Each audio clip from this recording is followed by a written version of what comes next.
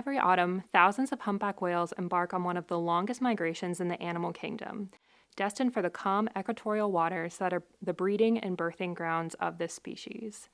Having spent the previous months foraging for food in the highly productive waters near the Earth's poles, they must traverse the vast, comparatively barren waters of the open ocean on journeys that can span up to 9 months and cover over 10,000 kilometers. During that time, the energy demands placed on these migrants are immense. Individuals must subsist on the energy stores they have accumulated prior to setting out. Food is scarce on the journey and rarely of sufficient quantity to make foraging beneficial. This drives most whales to fast for the entire duration of their migration. This can be especially taxing for pregnant females who must share their energy with a developing fetus, give birth, and lactate enough to sustain their calf on the return journey to the feeding grounds, sometimes while already pregnant again. Complicating the migration further are the powerful and ever-changing ocean currents present along their migration routes. Depending on the direction of flow relative to the whale's desired travel course, these currents can either help or hinder movement. The more efficiently an individual can complete their migration, the greater their chances of reproductive success and calf survival. Therefore, it is likely that evolutionary pressures have selected for the ability for whales to optimize their swimming efforts in the presence of strong currents. However, how humpback whales compensate for ocean currents during their migration is still unknown. Utilizing the combination of satellite telemetry data and oceanographic modeling resources, I attempted to gain insight into this mystery.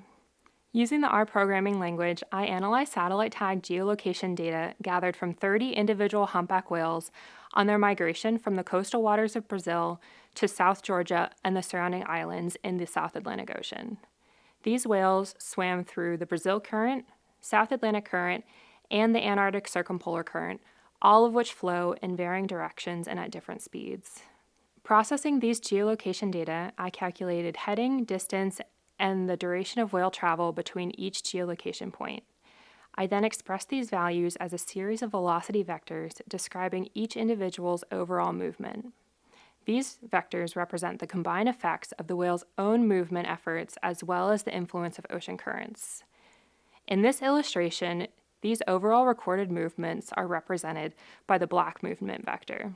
I obtained ocean current velocity data from the Hybrid Coordinate Ocean Model database, which are represented in this illustration as the blue vector.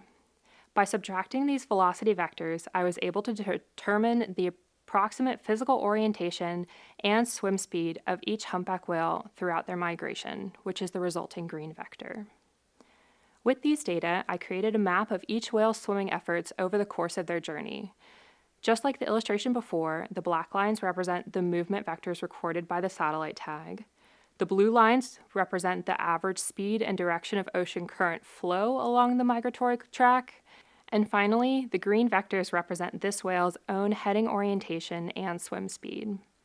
As you can see from these combined movement vectors, this whale often oriented itself opposite to the direction of the current to maintain its travel course southward. My results from this project will be an invaluable tool as I continue with my Ph.D. dissertation research. I plan to study how whales accurately navigate open ocean during migration, investigate the energy cost of their migration route choices, and determine whether or not they can plan their routes ahead of time to take advantage of facilitative currents in order to optimize travel.